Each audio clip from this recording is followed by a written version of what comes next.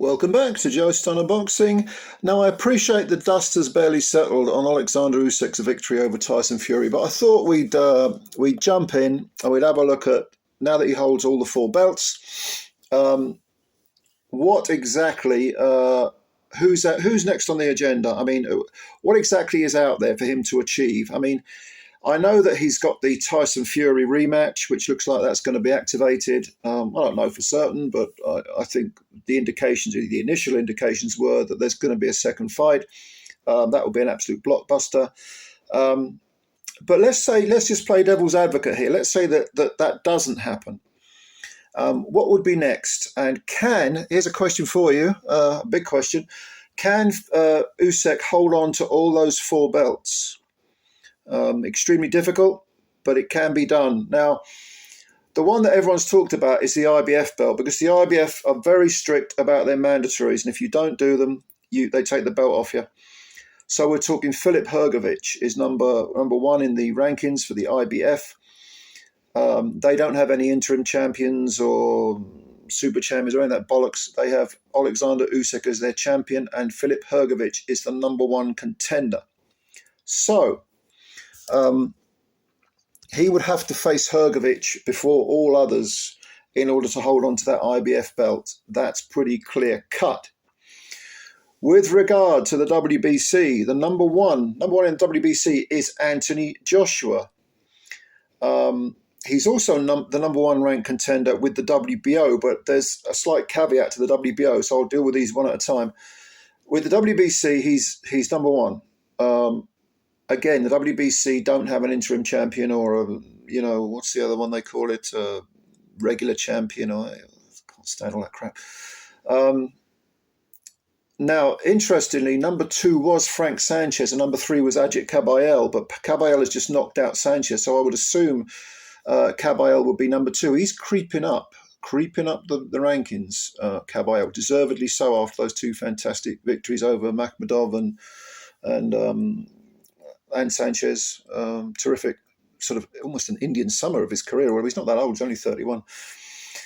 With regards to the WBO, Joshua is ranked number one, but the WBO do have an interim champ, is it? And that is Joseph Parker. So Parker, what one would think Parker would be ahead of Joshua in the WBO's pecking order. So that would be Parker before Joshua. With regard to the WBA, they also have a regular champion, I think they call it, which is Manuel Charr. Number one in their rankings is Martin Bakole. That's an interesting little left field guy. What do you say about Bakole? Has he earned it? I don't think he's earned a number one ranking. But then does anyone take Charr seriously as a regular champ? I think it's unlikely that the WBA would strip Usyk if he opted for someone else over Charr. I mean, talk about shooting yourself in the foot. That really would be awful. Number two in the WBA is also Anthony Joshua. So everything, even though Usyk has faced Joshua twice, and no one really wants to see a third fight. I don't think many of us do. It is interesting that Joshua is very, very near the top of the rankings. IBF is also curious because, like I say, Filip Hrgović is number one. At number two, it says not rated. And at number three, who do you think it is? Anthony Joshua. So Joshua is, he seems to be, apart from Parker, who's the regular champ with the WBO, Charr, who's the WBA's regular champ, Hrgović is number one IBF contender. Joshua seems to be very near the top. Again, I repeat, the Fury rematch is the fight that is on the table. It was contracted to be a two-fight deal. If that happens, the IBF will strip Usyk, rightly or wrongly, they'll strip him, and they'll probably put Joshua, who is number three in their ratings. Don't forget, they haven't got anyone at number two for whatever reasons, but strange. They'll probably put Hrgović and Joshua in for the vacant IBF belt. But again, that would set up Joshua for a potential blockbuster with like a third fight with Usyk. Or if Fury wins the rematch with Usyk, it would be Fury versus Joshua. If Fury was to win the rematch with Usyk, who's to say, let's say it's another close fight and a very entertaining fight, that would be one each. Who's to say they wouldn't want a third fight? I'm big on trilogies. I don't like this idea, and I've said this before in videos, that fighter A wins the first fight, fighter B wins the second fight, and therefore fighter B has got revenge. No, it's one each. You've got to decide it now. You've got to have that rubber match. Like Ali Frazier and, Ward Gatti, for example, or Graziano Zale, or, how many more examples do we need? Morales versus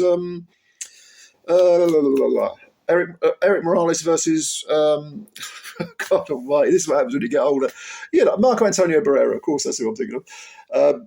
But you need a third fight. I think anyway. I want to see a third fight. I don't want to see, in many cases, or in some cases, undeserving fighters queue jumping, sort of leapfrogging over others. If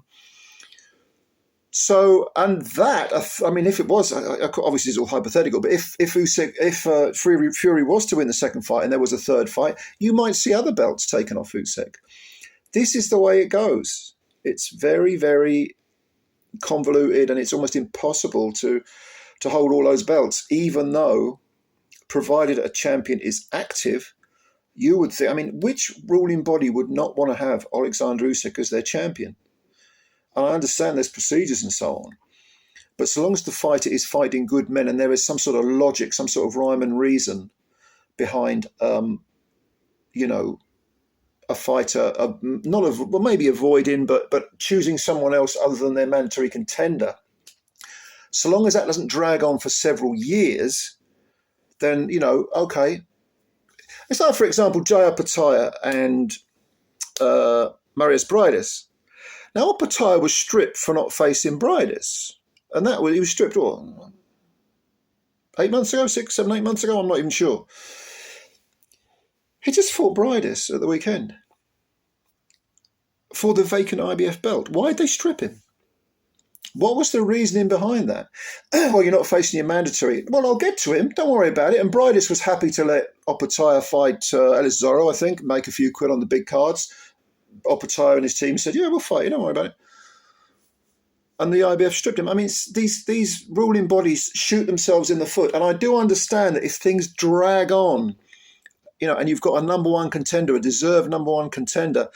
Caballeros, he's on the hunt, isn't he? Let's say he was to knock off another undefeated fighter and get to number one in the WBC's rankings. He could quite. Let's say he fought Joshua and beat Joshua, just for the sake of argument. You can't really deny that he deserves a title shot. And okay, there may be other things that need doing, but you can't. I do understand the logic that you can't let someone who's earned the right to be a top contender, you can't let them drag it on indefinitely. There has to be some cut-off point. I get that. Although having said that, of course, especially with the WBC, they'll allow people to have one mandatory every 2-3 years, which is kind of ridiculous. But yeah, just a few thoughts on Usyk's next step. What do you think? Comments below, as always. Let me have a read of them. I do appreciate you leaving comments. I don't get a chance to answer all of them, obviously, because there's just so many of them, but I do read them. I'll go through all of them. I'm on my little tablet at night reading the comments and all the videos, so I do appreciate your time. Subscribe to the channel if you're new. If you could do that, that'd be fantastic. Let's try and get up to 5,000 subscribers. And yeah, I'll hit the like button and all because I count them for some reason, but yeah, appreciate your time. All right, ladies and gentlemen, thank you, and I will speak to you soon. Bye for now.